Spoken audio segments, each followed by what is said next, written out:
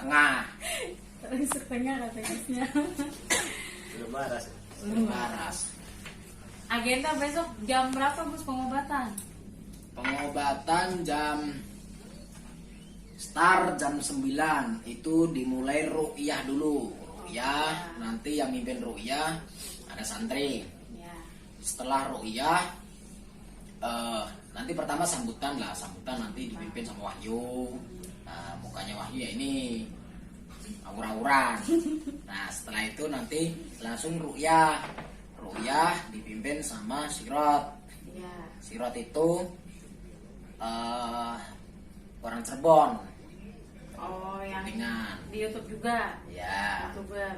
Terus setelah itu barulah dimulai pengobatannya. Nanti ada pembagian pengobatannya. Yang medis nanti ditanganin sama Muhajir. Ya. Yang non medis nanti ditanganin sama saya dan Wahyu. Nah, nanti dibagi. Itu dibagi. Tuh. Seperti itu. Untuk hari Sabtu itu pengobatan, hari Minggu untuk gemblengan. Nah, ini tadi kita baru baru nyampe. Hujan ya Gus ya, jalan. Enggak, Oh, enggak. hujannya dari langit, bukan di jalan. Kalau hujan di jalan gimana jalan hujan? Oh iya, hujannya turun dari langit salah. Hujan dari langit. Gitu. Hujannya ngomong salah belepotan kenceng lagi. Kan baru belajar ngomong. Nah, ini mau ngapain? Mau bikin konten. Iya. Nah, jangan lupa subscribe, like, komen, dan share. Komen yang positif. Supaya apa? Komen positif itu yang mengandung potensi jiwa, meningkatkan potensi jiwa spiritual, potensi jiwa meningkatkan potensi kejiwaan lah, intinya seperti itu. Jadi jangan nyinyir. Nanti kalau nyinyir, saya nyinyirin. Nangis. Kalau kata Nangis. si siapa tuh kata. Nah, jadi apa ya? Enggak apa-apa sih. Enggak apa-apa. Nih, mumpung ketemu Wahyu, tanya tuh. Oh iya nih. Ini satu Wahyu. Padepokan PCLN Cabang Madura ya, sahabat-sahabat tuh buat mungkin yang punya anak mau mondok. Nah, nih Mas Wahyu ini bekerja sama dengan Kalau MTS kalau Al-Ghazali. yang belum punya anak, bisa itu dibikinkan anak. Kalau Jalan. gagal tambah lagi. Jalan. Namanya nggak apa-apa mentok. Nah, sih sahabat-sahabat 1 tahun. Aduh. Mas Wahyu awal mulanya ikut GNS gimana? Itu cerita masa lalu yang luar biasa. Tawuran juga, apalagi ketangkep tawuran ketemunya. Enggak. Ya kan di Petamburan lagi ketangkep tawuran, dibawa pulang sama Gusnya. Ya seperti yang saya ceritakan itu.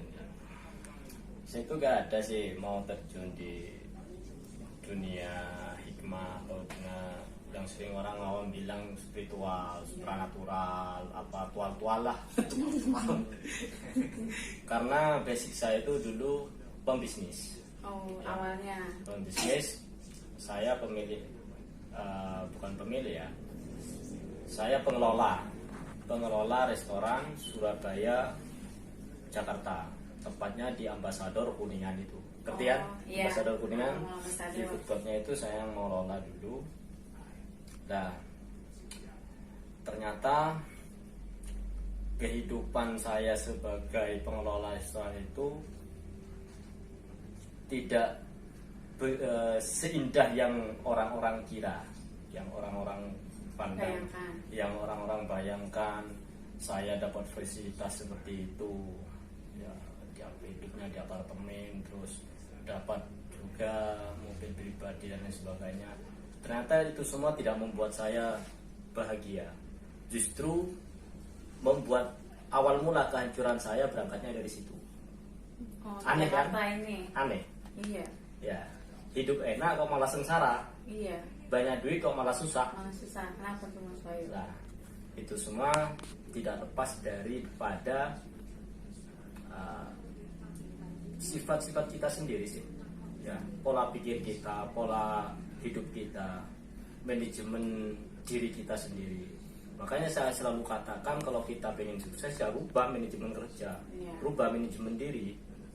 Jadi gak perlu kita minta-minta pesugihan, minta-minta apa. Karena orang sugih itu belum tentu hidupnya enak, belum tentu hidupnya bahagia. Nah, baru dari situ saya bangkrut, saya jatuh ke lembah hitam. Akhirnya saya lari ke semua spiritual, 12 spiritual saya datangi. Semuanya gak ada yang becus. Baru saya buka-buka Facebook, buka media sosial ya, ketemulah beliau. Sama saya ngeliatnya di Facebook. Ya. Dan ke beliau ini sebenarnya saya nggak mau belajar. Mau nantang? Saya mau nantang, saya mau hancur berangkat back PCLN yang di Demak. Oh gitu. Itu pun kalau keilmuannya di situ bohongan seperti yang 12 perguruan ini. Ya. Kenapa 12 perguruan ini saya obrak-abrik?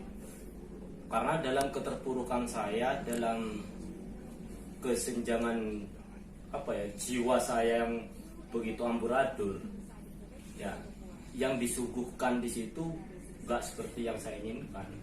Masa saya sudah dalam keadaan ruwet, sudah dalam keadaan susah, suruh iritlah 1.500, suruh ini, suruh dikir, seperti itu. Ternyata yang nyuruh saya dikir itu pun saya hajar ya pada keok semua. Kalah lagi. Di sini 4 hari saya gak direspon ini. Beliau masih ada. Saya di rumahnya beliau itu 2 hari saya gak ditanya mau apa atau enggak. Oh gitu. Ya. Yang Terus ujung-ujungnya gak pulang juga? Ya gak pulang, saya makin penasaran. Orang ini bener punya ilmu apa enggak? Akhirnya siapa? Bukan beliau sendiri yang nangani saya, si Hadi. Oh malah Hadi tuh waktu masih di Demak tuh padepokannya ya? Kan Hadi yang nguntel-nguntel saya. Yang nguntel-nguntel apa bahasa ini saya? Yang bikin saya babak belur. Ya. Dari situ saya berpikir gini, ini muridnya yang tubuhnya gak seberapa itu berhasil bikin saya babak belur, apalagi gurunya. Gitu. Baru saya di situ penasaran. Belajar. Iya. Gak belajar. Gak pulang juga tuh masih? Enggak, saya gak punya duit mau pulang. Gak punya ongkos. Pulangnya saya di bank. Lillahi ta'ala saya di bank. Ada Umi, ada Al masih bayi ya Gus ya. Emang Gusnya mau kemana?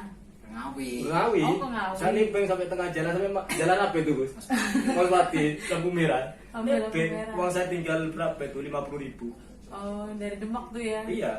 Berarti dari Jakarta langsung ke Demak? Bukan Jakarta. Oh dari Bukan Bangkalan? Dari Demak. Dari Demak ikut ke Aku mau ke Ngawi. Oh, bisa Nah, ke saya Ngawi. antar sampai Terminal Mospati. Terminal Mospati kan area Magetan. Setelah Ngawi. Oh baru naik bis? Iya. Makanya kalau ada orang yang bilang bahwa saya mengabdi masuk di PCLN saya bayar sekian juta itu gak betul. Iya. Demi Allah saya gak bayar sama sekali. Iya benar. Ini ada Gusnya. Bahkan uangnya Gusnya sendiri torok saya habisin. Ini saya terbuka sekarang. Tapi saya pikir kalau Gusnya ini sampai mengutuk saya atau marah-marah atau gimana gara-gara uang itu, ya berarti beliau ini gak ngerti jiwa saya sekarang lagi seperti apa. Ternyata sampai sekarang gak ada apa-apa, gak pernah nagih, gak pernah apa. Uangnya saya habisin Sama Mas Wahyu. ya, jadi saya berguru sama GNS ini saya gak bayar, justru uangnya GNS yang saya habisin. Randy paling bangor ya. Disitulah kalau gak saya bayar dengan pengabdian, saya mau bayar apa? Iya benar. Sudah saya dikasih ilmu, sudah saya artian hati saya sadar dari yang sebelumnya saya seperti apa, ya masih seperti itu. Banyak kesalahan saya lakukan, tapi seringkali saya dimaafkan, bahkan gak direken sama sekali. Iya. Nah itu. Coba tanya kesalahannya apa saja. Iya, salahnya apa saja tuh kata Gusnya? Ini ya. Ya, yang pertama itu. Yang pertama saya dari awal sudah ingin mencelakakan beliau kan. Ya, udah mau dengan nantang. mau nantang, mau tes ilmunya dan gitu. Akhirnya di situ Yang kalah. berhasil. Yang kedua, saya di ijazah ilmu rahasia ini. Ilmu rahasia, saya nggak bayar. Yang ketiga saya diantar pulangnya. Terus minta ongkos lagi. Diantar. Rahasia itu rahasia. Jangan diukir rahasia. Kirain. Yang ketiga uangnya saya habiskan. Kalau nggak salah sekitar 5 juta. Iya. Tapi saya masih ingat, masih ada niatan di hati saya kalau Allah kasih saya rezeki, Iya. ya insya Allah saya bayar. Tanya uang apa itu? Uang apa katanya? Uang barang, uang barang, Jadi gini, uang barang. apa ya?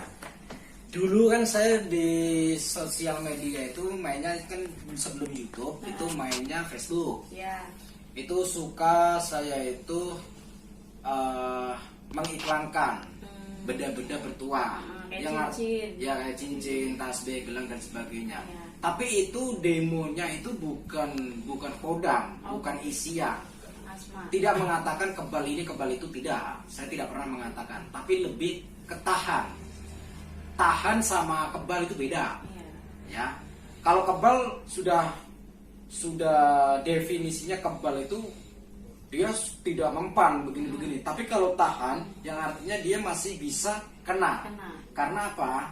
Sifat tahan itu hanya waktu keselamatan, dan selamat itu hanya atas izin Allah. Kan seperti itu. Iya.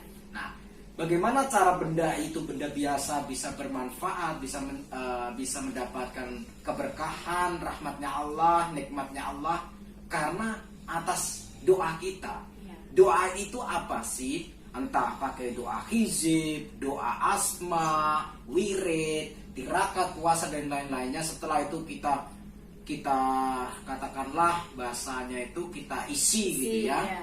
Nah, itu sebetulnya begini, bukan hal untuk diisi pakai mantra begini-begini. Lebih katakanlah lebih jelasnya, lebih tepatnya itu diisi atas ridhonya Allah. Ya. Karena di dalam itu saya memohon kepada Allah, kan seperti itu, menggunakan doa-doa itu. Itulah al-hikmah. Al-hikmah itu pasti menggunakan doa. Kalau tidak pakai doa berarti bukan al-hikmah.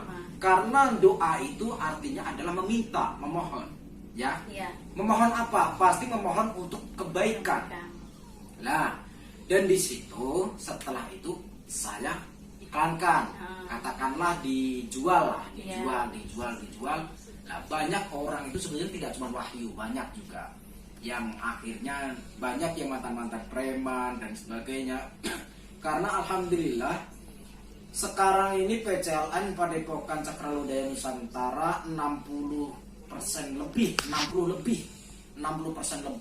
itu orang yang masuk ke PCLN itu mantan orang nakal. Iya. Jadi benar ya, Dis? Ya itu benar itu. Saya nggak nakal. Saya nggak nakal ya. Iya. Nggak nakal. Ya Cuma udah. cicilan. Cuma cicilan. Jadi begitu. Apa namanya? Sebenarnya mungkin salah satu seperti Wahyu ini penasaran dengan benda-benda itu benar atau tidak dan sebagainya. Karena banyak di Facebook itu yang mengiklankan hal-hal begini-begini tidak terbukti. Iya benar. Dan ternyata saya di situ saya malah menjelaskan. Saya menjelaskan tentang benda itu sebetulnya begini. Kalau pengen bukti itu begini yang dijual di sana itu penuh dengan trik and trik dan sebagainya. Iya. Dan caranya saya tunjukkan juga. Dan di situ dia saya kasih biret, memang saya kasih biret dan sebagainya. Lah utang, ngomong-ngomong utang ya, singkat ceritanya dia mengikuti saya, dia penasaran kan sama saya, masih penasaran itu mungkin kurang lebih beberapa bulan itu masih penasaran dan sebagainya. Dan saya kan orangnya cuek, masa bodoh. Nah, jadi saya nggak peduli apa ini, saya nggak peduli. Yang artinya setelah itu saya memberikan kepercayaan sama dia. Silakan kalau mau mengais rezeki. Ya, mau mengais rezeki silakan. Ini ada barang, silakan dibawa. Ya, silakan dijual. Ya, nanti kamu bisa ambil untung sendiri. Aku minta kamu setor kepada saya sekian. Setelah itu kamu mau cari untung berapa sekian. Ternyata dijual semua tapi duitnya tidak sama saya. Ya, dan itu saya tahu, tapi dia alasannya aneh. Alasannya begini, barangnya dibawa kabur sama orang, Bos. Ada satu ya? Ada ya, Mas Bayu tunjukin. Oh, tunjukin. Yang mukanya kayak codot ya. Oh, Kenal. padahal barangnya banyak loh. Tapi itu kan cuma satu orang. Iya. Nah, barangnya banyak dan di situ saya kan orangnya cuek. Walaupun saya ditipu, walaupun apa, bodo amat saya itu. Allah Maha Kaya. Nah, walaupun saya kehilangan duit sekian juta, tapi Allah akan menurunkan rezeki kepada saya ratusan juta. Yang lebih besar. Yang lebih besar dong pasti, kan seperti itu. Iya. Nah, jadi saya masa bodoh, tapi tetap saya rangkul.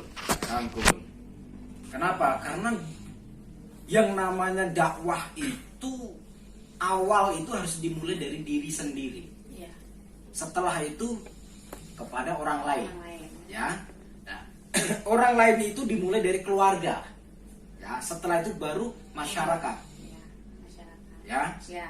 Dan di sini wahyu masih saya pikirkan, masih ada di pikiran saya, masih di hati saya. Nah, Iya. dan di situ bagaimana cara membenahi wahyu?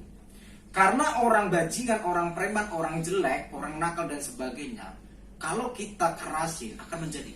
Iya, benar. Orang seperti itu harus kita kasih ruang, kita kasih kesempatan untuk hati, ya, kasih cinta.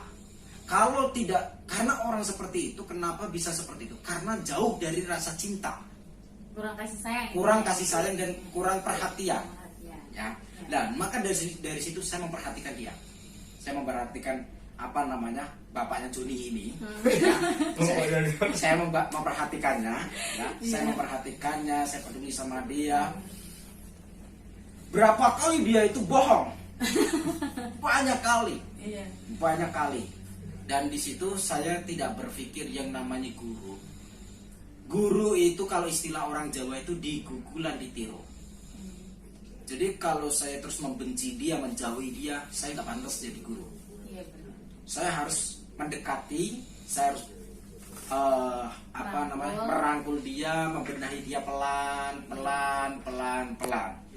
Tidak langsung ujuk-ujuk jadi orang baik, nggak bisa. Iya, benar. Nggak bisa. Ada prosesnya ya. Ada Bos? proses. Ya. Gitu. Seperti halnya kita mau menghancurkan batu pakai air, Lama. ya lama. Kita harus tetes demi tetes, makan lubang sendiri. Iya. Ya. Iya. Nah, kalau menghancurkan batu pakai martir, hancur berkeping-keping dan tidak bisa dikembalikan lagi. Paham di sini? Iya, paham. Kita harus melubanginya. Keras batu itu harus dilubangin, jangan dihancurkan. Perlahan. Harus dilubangin supaya bolong dalamnya itu. Kalau sudah bolong kelihatan nih mana jeleknya, mana baiknya, Iya. kelihatan. Iya, kelihatan. Kalau sudah kelihatan baik dan buruknya, Iya. tinggal ditutup mana bagian yang buruknya. Tinggal diingatkan, inilah kebaikanmu, inilah keburukanmu, kan seperti itu. Iya. Paham ya? Iya. Setelah itu, nah, saya nggak membahas masalah dia berapa kali dia bohong dan sebagainya, karena tidak cuma dia, banyak santri-santri, alumni-alumni selain dia yang berbohong banyak. Jadi tidak bisa saya menyalahkan dia seorang, karena banyak juga. Dan kenapa santri-santri saya masih berani membohongi saya? Iya. Mungkin hukum karma. Karena saya dulu sebelum saya seperti ini saya mantan preman. Oh, bohongin orang juga. Bohongin orang, mencuri barang orang, merampok barang orang, sampai curanmor, sampai melukai, menusuk orang, membacok orang, sampai ngedar narkoba dan sebagainya. Itu waktu udah di Ngawi apa? Saya ngedar narkoba di Tanjung Priok. Oh, berarti pernah di Jakarta ya? Pernah, saya 2 tahun di Jakarta. Oh, gitu. Nah, kalau yang bernama Alexiis itu orang Tanjung Priok, dulu mantan drummer 4 Mata, dan di situ dia nggak lama, cuma berapa bulan gitu. Iya. Di situ Alexiis itu orang lewatnya Gang Sate. Kamu tahu Gang Sate? Daerah Warakas. Nggak tahu, saya lupa. Pokoknya nggak jauh dari kampungnya si Pitung. Itu sebelumnya kalau nggak Marunda. salah. Kalau nggak salah. Marunda. Marunda, iya. Marunda, tahu ya? Nah, dan di situ saya lah masuk diskotik, keluar masuk diskotik. Tanjung Priok tuh. Ya, terus akhirnya saya ketemu sama ini tuh itu cerita masa lalu. Intinya saya orang dulu orang nakal, terus Sama sekarang juga gitu ya. ya, saya menjadi seperti ini karena kesabaran guru. Iya, mendidiknya. Mendidiknya kesabaran guru. Dan disitulah saya belajar. Jadi seorang guru harus bagaimana? Untuk mendidik orang yang brutal. Harus penuh kesabaran. Dia seperti air, Iya. lembut, Pelan. ya, Ya, lembut, jernih, jernih. putih, harus seperti itu. Dan air itu adalah ikhlas, Kelas. karena air memberikan kehidupan bumi seisinya. Iya, kalau nggak ada air mati semua. Kalau nggak ada air mati semua. Air itu adalah makhluk yang paling ikhlas. Iya. Kalau pengen belajar ikhlas, belajarlah sama air. Disitulah saya belajar dan saya mengajar juga. Saya mengajar kepada Wahyu, santri-santri lainnya. Bahkan ada satu santri belajar sama saya. Setelah dia jadi membuka padepokan, Iya. tanpa mengabari saya, bukan berarti saya membutuhkan kabar ya. Seenggaknya adab lah, sopan santunnya, Gus mohon minta doa restunya, saya lagi membangun padepokan. Pasti yang namanya guru akan meridoi, mendukung. Iya, mendoakan gitu. Pasti. Gitu. Di situ tidak. Dan kok ketahuannya dia punya tamu dan tamu itu sebetulnya sudah kenal saya, ternyata dia mengaku bahwa dirinya adalah sebagai guru saya. Saya adalah muridnya. Terbalik berarti. Terbalik, padahal dia murid saya. Aneh-aneh berarti muridnya. Aneh-aneh. Dia belajar sama saya, tapi dia mengaku sama tamu-tamunya, Gusnya gurunya, muridnya. saya muridnya dia. Aneh kan? Aneh. Terus diapain tuh Gus? Nggak saya apa-apain, tetap saya rangkul. Oh, gitu. Gitu. Cuman saya mengatakan kalau dia menganggap saya adalah muridnya, tak iyai. Aku bilang iya. Ya.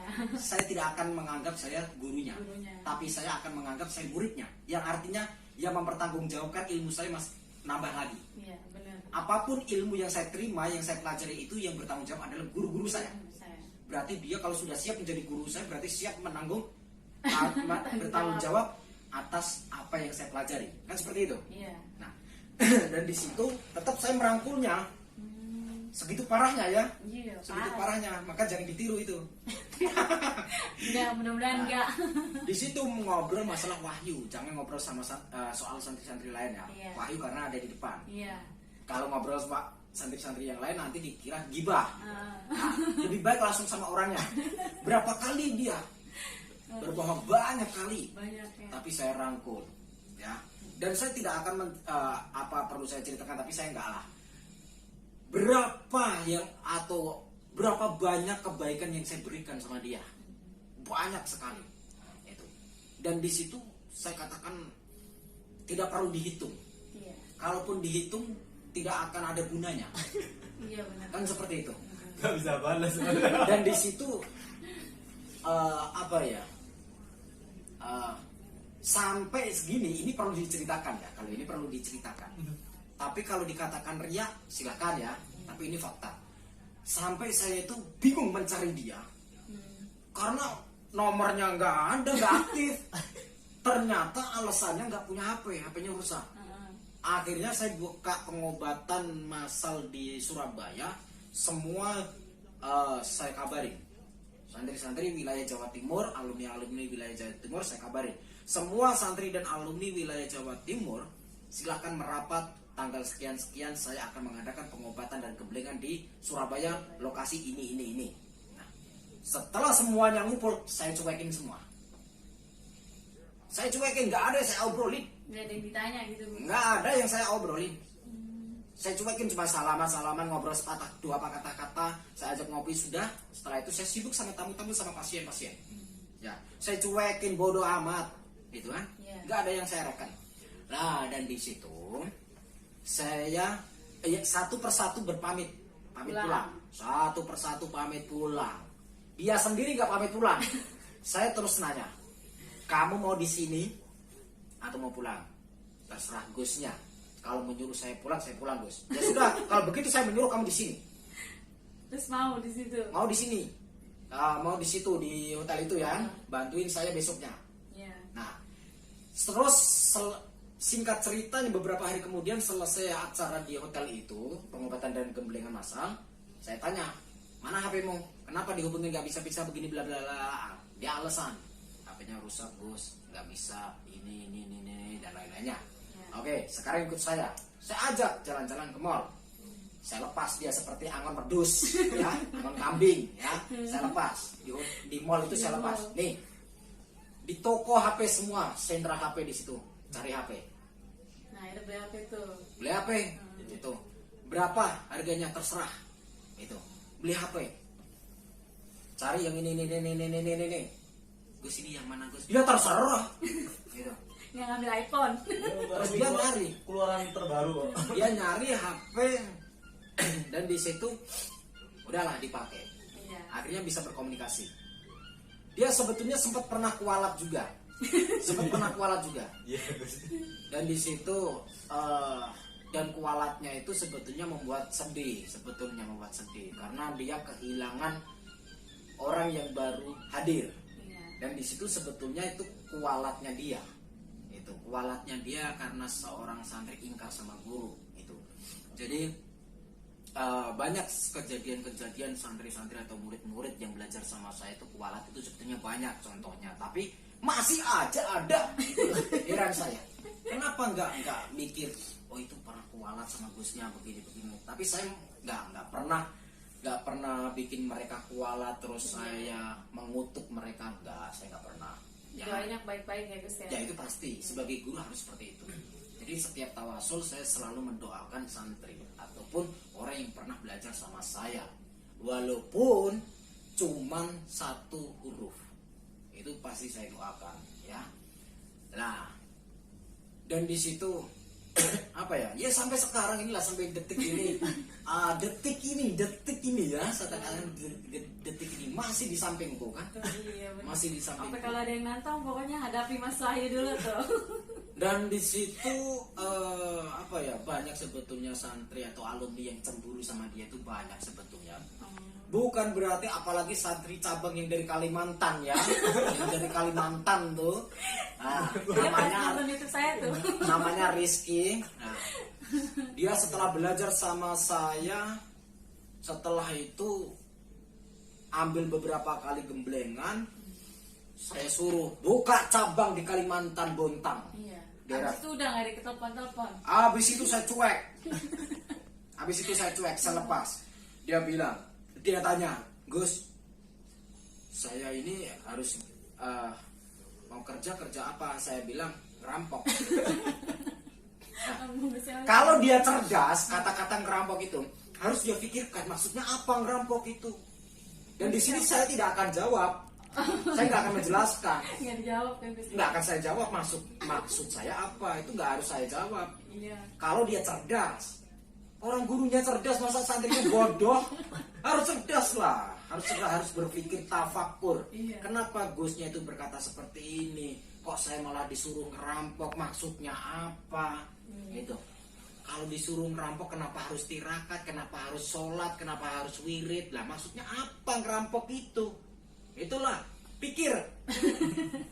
Nah, Ya terus berpikir katanya. ya iya, otaknya di sini atau di sini, Iya, bener, gitu. Gus. Jadi apa ya? Untuk ngobrol-ngobrol masalah, ya seperti itulah. Iya, tapi itu perantara saya Gus yang di Bontang buat kenal sama Gusnya. Kan tadinya awal yang ngefans suami ya kan. Nih adik kelasnya Kang Ujong Bustomi. Terus saya ngikutin di YouTube, kata saya apaan sih ini, solawatannya juga masih kaku ya. Tuh saya sempet nggak tertarik gitu. Nah pas saya cari di Facebook, saya penasaran dong pas ngeliat kontennya Gus yang kesurupan di ini wisata tuh. Saya ini beneran ya kan, tapi yang lain ada yang settingan, tapi ada yang beneran. Nah, akhirnya saya tertarik tuh belajar. Ya udah terus kan saya info kan waktu itu kan, saya infokin. Nah terus kebetulan Gus ada pengobatan di Jakarta. Itu waktu itu Ustadz Rizky yang hubungin saya. Nih katanya mau ketemu langsung gak nih, mau GNS cariin tempat. Ya udah akhirnya saya cari tempat tuh. Gitu. Soalnya apa ya kan, dulu itu kecil saya sering kesurupan, sering kemasukan. Tapi waktu belajar sama Habib Hasan, alhamdulillah udah enggak. Ada yang bilang indigo, makanya sempat waktu itu kan inbox Gusnya, Gus ini saya perlu diruqyah apa enggak gitu kan. Tapi kalau menurut Ustaz Taufik enggak perlu diruqyah. Ya udah ya, ketemu ini guru yang tepat.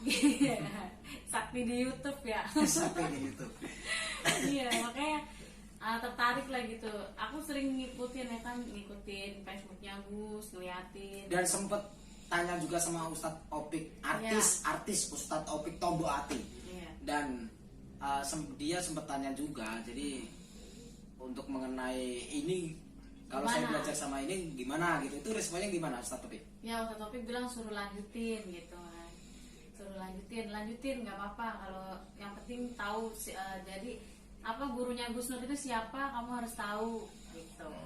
Harus jelas. Ya, harus Sanat jelas. ilmunya jelas. Sanat ilmunya jelas, Ya. dari mana keilmuannya gitu. Ya udah, makanya belajar. Sempat diruqyah beberapa orang ya kan, masih tetap juga kadang suka ngelihat makhluk-makhluk astral. Tapi terus waktu itu kan inbox Gusnya, kata Gusnya nggak usah dihilangin, kalau bermanfaat ya udah biarin aja gitu, buat bantu orang. Cuma kalau sama yang bertentangan ya begitu, dibilangnya katanya saya ada jinnya. Ada jinnya, ternyata cerita saya ini sama dengan Ustaz Ropi. Lah memang ada jinnya. Iya, kalau suka ngeliat jin. Lah memang semua orang ada di jinnya. Jin Ya, korin jin itu. korin. Heeh. Enggak, waktu itu pernah Gus kan ada apa namanya saudara gitu kan, dia katanya bisa ngobatin, katanya saya ada jin fasiknya, saya suruh ruqyah tapi tetap aja masih suka ngeliat kadang. Gitu. Makanya waktu itu sempat ke Ustadz Danu juga tuh dibawa ke Ini sebetulnya bisa masuk ke ranah GNS itu, kalau tidak salah itu Habibi bukan sih? Iya, saya lebih. Dari Habibi. Oh, kalau Mas Wahyu. Iya. Iya. Dari Iya, kalau Habibie. aku dari Ustadz Suruh Rizky. bawa ayam saya mandi. Ya. Suruh bawa ayam ke mandi. Terus Bagus. Rizky masuk ke GNS itu kalau nggak salah dari dia juga, Dari saya. Oh, dari atau dari Habibi atau dari sini saya nggak tahu. ah, Nah terus kalau kamu dari Rizky ya. iya, dari Ustadz Rizky itu Dari waktu Rizky. itu. Nah dan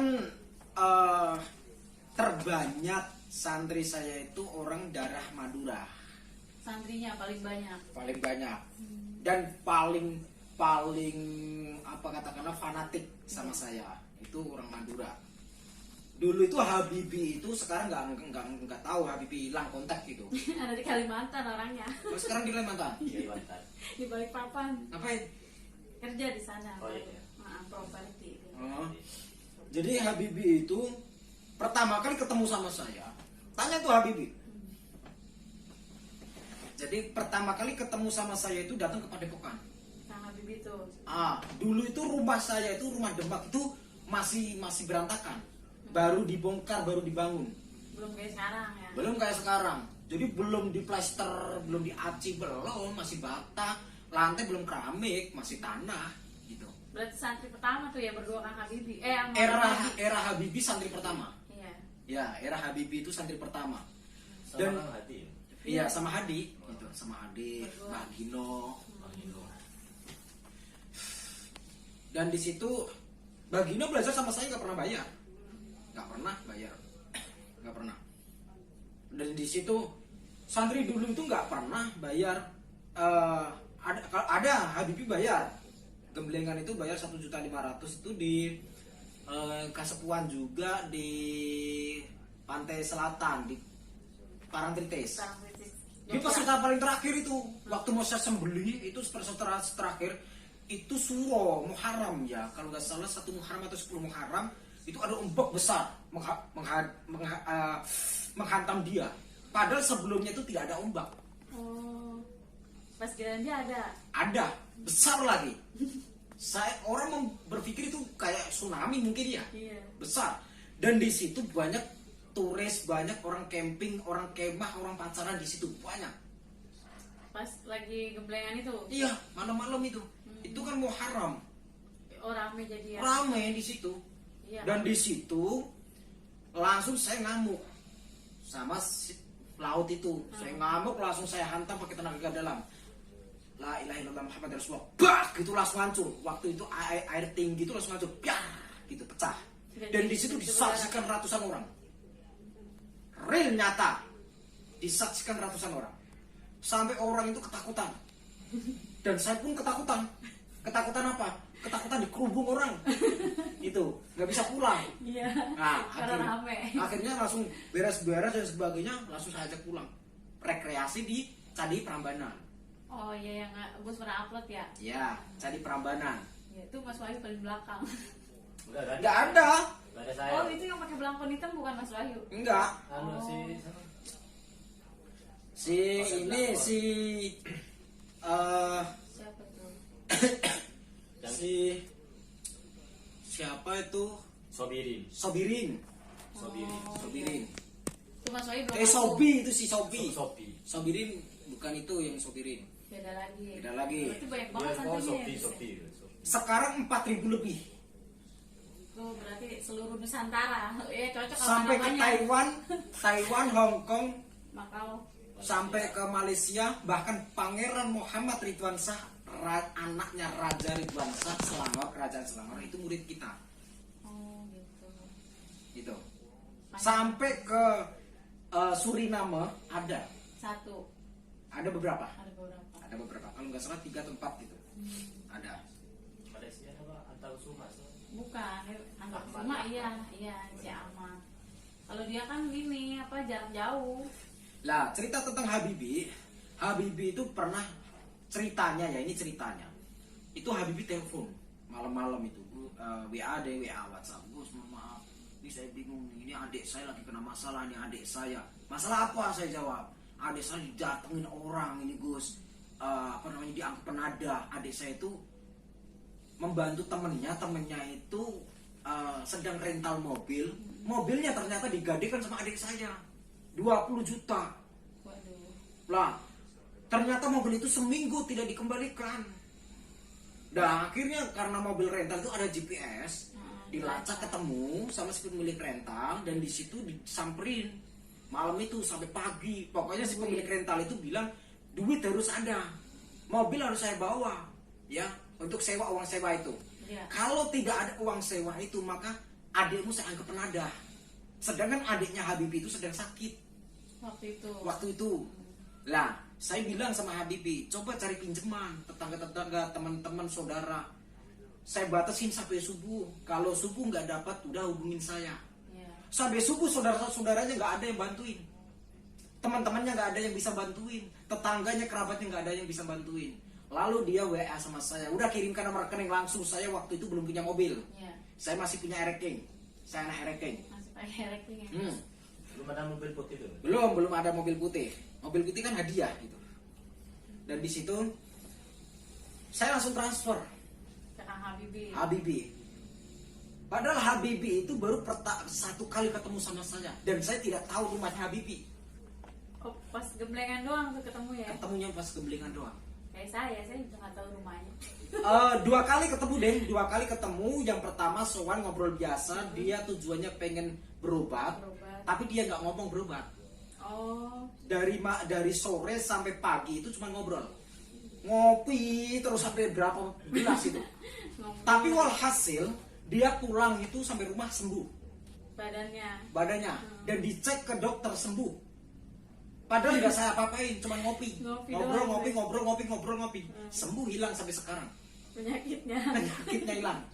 Nah, wallahu alam, hanya Allah yang tahu. Iya, terus. Nah, itu bukan karomah, bukan apa, itu Allah yang menyembuhkan. Bukan karena karomah, saya nggak punya karomah. Ya, dan di situ apa ya? Pertemuan yang kedua, Habibie ikut gemblengan, kesepuhan. Dan di situ dia semakin mantap mengenal adanya ketuhanan. Padahal dia juga santri, dia pinter. Bahasa Arabnya pinter, bahasa Inggrisnya pinter. Dia pinter. Rata-rata orang Madura pinter-pinter. Karena rata-rata hampir 80% Madura wajib nyantri. Iya, kan apa namanya daerah santri ya. Daerah santri, kota santri. Kota santri. Ya. Dan di situ apa ya? Habibie minjem, bukan minjem ya. Saya yang lebih ke mau bantu. Minta rekeningnya saya transfer, jebret. Dia bingung, lu Gus, saya nggak minta tolong dan sebagainya. Udah, kamu pakai. Daripada adikmu masuk penjara, kamu pakai. Tuh, gimana saya bisa kembalikan? Jangan mikirin cara mengembalikan, pikirin adikmu. Iya. Lah, dan di situ 4 hari atau 5 hari kemudian dia mengembalikan. Langsung dikembalikan, ditransfer. Iya. Lah, sedangkan saya itu tidak tahu rumahnya di mana, KTP-nya mana, saya nggak tahu. Saya mau ditipu mau enggak, saya kan nggak ngerti. Iya, Kalau dia niat menipu bisa, tapi ternyata dia tidak. Dikembalikan. Iya. Ya. Atau mungkin ngetes saya juga bisa. Ngetes ini cocok jadi guru nggak sih? Iya. Ini pantas nggak sih jadi guru? Ini pantas nggak sih jadi seorang ustadz, seorang santri? bisa jadi seperti itu. Kita nggak tahu, saya nggak tahu niat dia apa. Mungkin barangkali kejadian itu memang nyata, adiknya sedang tertekan, ya. Nah, kenapa saya membantu? Saya suka membantu orang. Harus ada alasan. Itu. Tidak orang itu. Ini sekarang banyak loh WA WhatsApp dari admin. Mas admin tolong sampaikan sama bosnya saya minta bantuan begini, pinjam uang dan sebagainya. Banyak yang netizen itu yang pengen pinjam uang, pengen minta tolong. Berarti Gus buka pinjaman online. Iya, banyak sekali. Jangan jadi Dan di situ, YouTuber. dan di situ banyak juga yang pengen minta modal lah. Aduh. Mohon maaf. Ya seperti halnya posisi kemarin kasusnya Mbak Wong ya. Iya. Jadi untuk membantu orang itu juga Lihat-lihat. bukan masalah lihat-lihat ya, harus dipertimbangkan juga. Ya. Iya. Jadi istilah kode-kodarnya atau misalkan atau apa ya, katakanlah definisinya atau asbabnya, sebabnya apa, kita nggak bisa. Iya. Bertemu saja belum pernah kok tiba-tiba minta bantuan dan sebagainya. Kalau katakanlah saya, wah ini Gusnya sombong, nggak mau bantu cuma pamer dan sebagainya, silakan. Iya. Silakan, nggak peduli saya mau dianggap seperti itu, nggak peduli. Yang penting saya masih bisa membantu ratusan orang, kan seperti itu. Iya. Nah, dan di situ Aneh deh. saya berpikir begini, kenapa saya mau membantu Habibie waktu itu? Kenapa Gus? Tauhid. Jadi saya itu dalam hati saya dan di dalam pikiran saya hanya ada Allah. Saya tidak pernah menganggap manusia itu manusia. Saya menganggap manusia itu adalah jelmaan malaikat, kan seperti itu. Ada kalanya manusia itu jelmaan hewan. Ada kala manusia itu jelmaan setan. Dan dikala orang yang seperti itu, seperti Habibie, saya menganggap itu jelmaan malaikat. Kenapa saya menganggap jelmaan malaikat? Posisi saat itu aku sedang dihujani rezeki. Oh. Waktu itu saya dihujani rezeki sama Allah. Saya punya uang kalau tidak salah itu ada sebesar 15 juta atau 20 juta. 25 juta kalau nggak salah. Nah, saya transfer. Berapa yang dibutuhkan Habibie saya transfer. Jebret.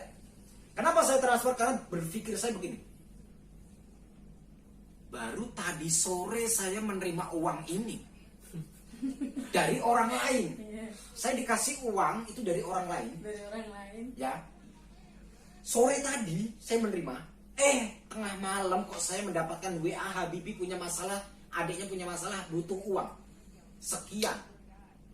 Saya punya uang sekian dari orang lain. Yang artinya Allah menginginkan, hei nak, uang yang kamu terima itu bukan hakmu. Ini hak dia. Saya memberimu melewati perantara si A. Lah, saya meminjam tangannya si A untuk memberikan uang kepadamu. Setelah itu saya mendatangkan si B untuk datang kepadamu meminta bantuan. Sedangkan itu uang saya. Maksudnya uang saya itu Allah. Iya. Allah berkata seperti itu. Ini uang saya. Kamu hanya menerima uang itu. Perantara, kamu hanya saya titipin. Uang ini bukan hakmu. Kenapa bukan hakmu? Karena ada orang yang tiba-tiba membutuhkan. Yang artinya uang ini hakikatnya atau tauhidnya, uang ini haknya dia, si B. Berikan atau tidak. Kalau kamu memberikan, maka aku akan bersamamu.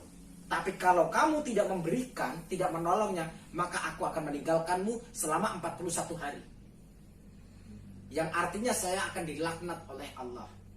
Bagaimana cara saya supaya saya tidak dilaknat Allah? Maka saya harus memberikan. Seperti itu. Saya tidak peduli mau dikembalikan atau tidak.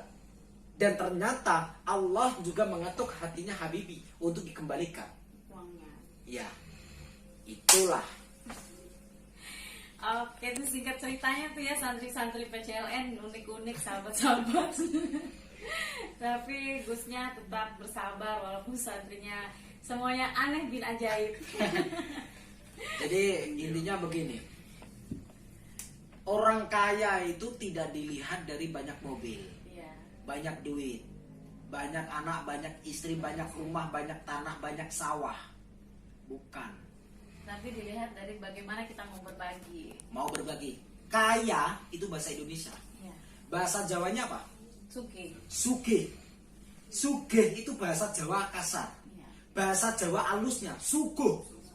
Suguh itu adalah memberi. Memberi. Ada orang Jawa, kalau orang Jawa kalau ada orang Jawa itu bertamu, itu pasti disuguhin. Iya. Disuguhin kopi, teh, makanan dan lain-lainnya. Itu sunnah. Ada tamu itu harus disuguhin, itu sunnah. Sunnah. Jangan sampai tamu itu kelaparan dan kehausan. Kalau pengen kalian terus mendapatkan rezeki-rezeki dari Allah halal dan melimpah dan rezeki itu berkah, maka setiap ada tamu berikanlah makanan dan minuman walaupun cuma dikit. Supaya rezekinya berkah ya, berbagilah intinya gitu. Ya, itu. Karena makanan dan minuman yang sudah masuk ke dalam perutnya, mulutnya si tamu ini bersolawat dan berzikirullah, mendoakan yang memberikan. Iya. Dan si tamu ini setelah pulang dari rumah kita, meninggalkan rumah kita, dia akan membuang balak kita. Yang seharusnya kita menerima penyakit, menerima balak, menerima cobaan, menerima ujian, maka akan dikurangi ujian dan balak itu karena akan dibantu, disapu oleh si tamu ini. Jadi kalau semakin banyak tamu itu semakin berkah. Seperti itu. Iya. Asal mau memberikan suguhan kepada tamu. Iya. Seperti itu. Iya. Paham? Paham. Nah, semuanya juga harus paham. Itu. Jadi semua netizen harus paham. Intinya mau berbagi ya sahabat-sahabat. Oke, karena udah malam Gusnya mau istirahat, kita akhiri dulu. Tapi Gusnya suruh sholawatan dulu ya sahabat-sahabat. Sholawat di home satun. Kan tadi belum sholawat. Ayo Gus sholawat.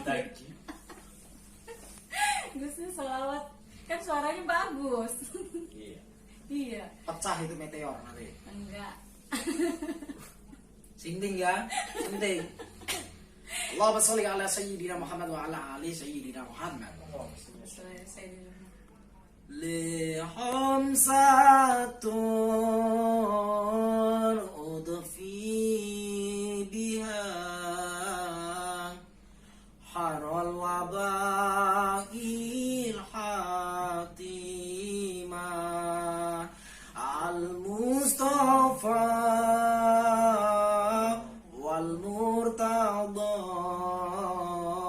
wa banahuma wa